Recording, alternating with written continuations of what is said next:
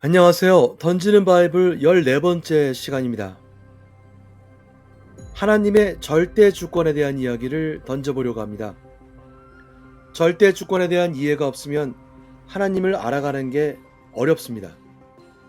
하나님이 우리한테 축복만 해주시고 그저 우리 잘 살게 해주시는 분이라고 단지 그 부분만 은혜라고 느끼면서 신앙생활 하다 보면 어느새 하나님으로부터 아주 멀리 있게 된 자신을 발견할 수도 있지 않을까 싶습니다. 그래서 절대 주권에 대한 이야기는 그 이해는 꼭 필요합니다. 물론 절대 주권에 대해서 의혹이나 회의 등을 가질 수가 있습니다. 하지만 머리에만 의존하지 말고 가슴으로도 접근해야 이해가 될 겁니다.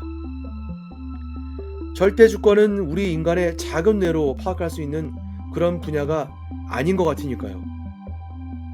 우선 시간이라는 것에 대해서 이야기를 시작해 보겠습니다. 절대 주권을 논할 때 꼭 필요한 개념이니까요. 주후 4세기의 교부인 아우구스티누스는 자신의 책 고백록에서 하나님께서 시간을 창조하셨고 천지 창조 이전에는 시간이라는 것도 없었다라고 설명합니다.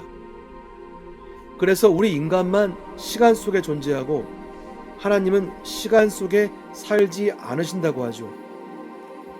하나님이 계신 곳은 모든 과거보다 먼저이고 모든 미래 그 너머인 영원이라고 설명합니다. 과거, 현재, 미래와 같은 시간적 흐름도 없고 시간이라는 존재 자체가 아예 없는 그냥 영원인 겁니다. 시간도 없던 천지 창조 이전의 상태, 영원이란 건 도대체 어떤 걸까요? 창세기 1장 2절에 창조 이전의 상태를 추측할 수 있는 단서가 나오긴 합니다. 땅이 혼돈하고 공허하며 흑암이 깊음 위에 있고 하나님의 신은 수면에 운행하시니라. 대체 이게 무슨 뜻인지는 알 수가 없죠. 창세 이전의 영원이라는 개념은 우리 인간의 작은 뇌로는 도저히 이해할 수 있는 그런 수준이 아닙니다. 다만 창조 시점을 기준으로 해서 창조 이전을 가리키는 표현들은 영원이라는 표현과 함께 성경에도 나옵니다. 모세의 기도로 알려진 시편 90장 2절에는 땅과 세계를 만드시기 전 영원부터 영원까지 하나님이 주님이다 라고 되어 있습니다. 여기에 쓰인 영원에 해당하는 히브리어가 바로 올람입니다. 올람은 매우 먼 미래로의 무한한 연속을 의미하고 때로는 아주 먼 과거를 뜻하기도 한다고 합니다. 창세기 21장 33절에는 엘 올람, 즉 영원하신 하나님이라는 표현이 쓰이기도 했습니다. 신약성경 고린도전서 2장 7절에 하나님의 지혜라는 표현이 있는데 그 지혜는 은밀한 가운데 있으며 하나님께서 만세 전에 미리 정하신 것이라고 하죠. 과거도 미래도 없는 영원 속에 계신 하나님께는 사실 만세 전이라고 하는 그런 표현이 맞지 않을 수 있는데 이건 아마도 인간을 기준으로 한 표현일 겁니다. 8절을 보죠. 만일 통치자들이 하나님의 지혜를 알았더라면 예수님을 십자가에 못 박지 않았을 거다라고 말합니다. 하나님의 지혜는 예수님께서 십자가형을 받음으로써 세상의 죄를 구속하신 섭리를 가리킵니다. 하나님께서 영원 속에 계시면서 계획하신 일, 즉 구속의 섭리가 감춰져 왔다는 겁니다. 예수님께서 십자가에서 운명하시면서 하신 말씀이 뭐였죠?